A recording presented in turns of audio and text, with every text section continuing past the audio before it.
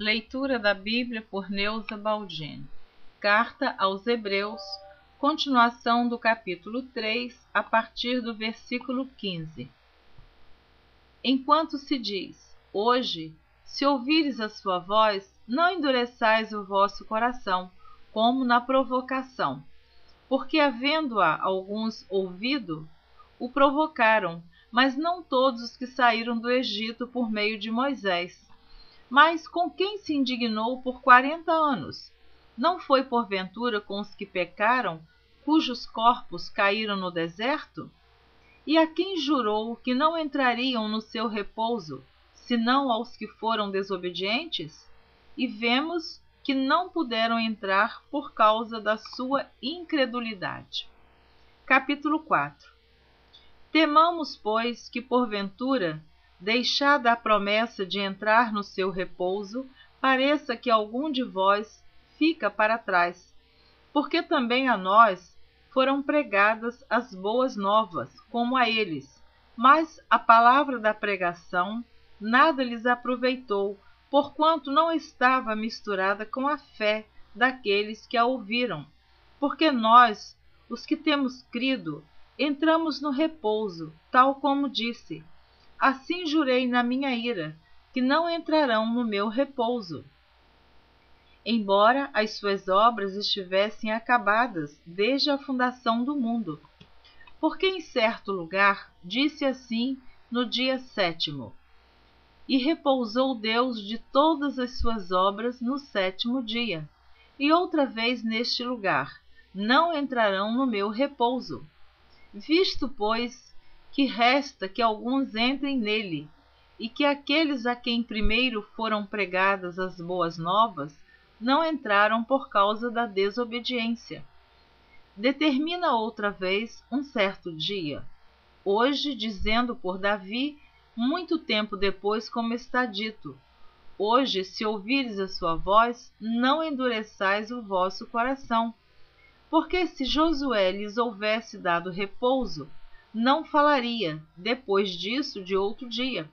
Portanto, resta ainda um repouso para o povo de Deus, porque aquele que entrou no seu repouso, ele próprio repousou de suas obras, como Deus das suas.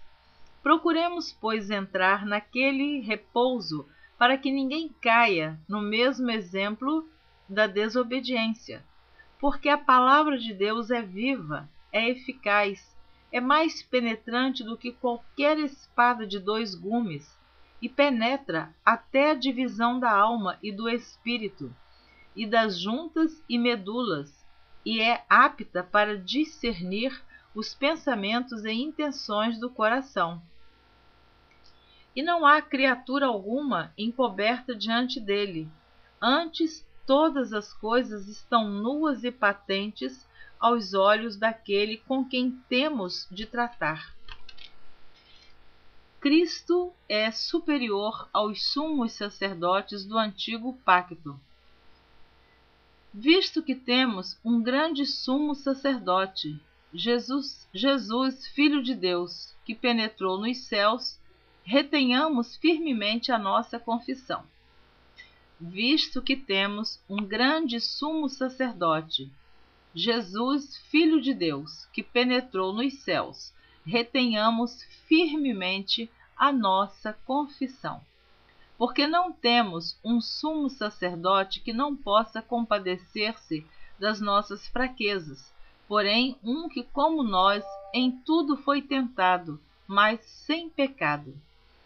Cheguemos, pois, com confiança ao trono da graça, para que possamos alcançar misericórdia e achar graça a fim de sermos ajudados em tempo oportuno. Capítulo 5. Porque todo sumo sacerdote, tomado dentre os homens, é constituído a favor dos homens nas coisas concernentes a Deus, para que ofereça dons e sacrifícios pelos pecados, e possa compadecer-se ternamente dos ignorantes e errados, pois também ele mesmo está rodeado de fraqueza. E por esta causa, deve ele tanto pelo povo, como também por si mesmo, fazer oferta pelos pecados. E ninguém toma para si essa honra, senão o que é chamado por Deus como Arão. Assim também Cristo não se glorificou a si mesmo para se fazer sumo sacerdote, mas glorificou aquele que lhe disse: Tu és meu filho, hoje te gerei. Como também diz noutro lugar: Tu és sacerdote eternamente, segundo a ordem de Melquisedeque, o qual nos dias da sua carne, oferecendo com grande clamor e lágrimas, orações e súplicas ao que o podia livrar da morte, foi ouvido quanto ao que temia. Ainda que era filho, aprendeu a obediência por aquilo que padeceu. E sendo ele consumado, veio a ser a causa de eterna salvação para todos os que lhe obedecem.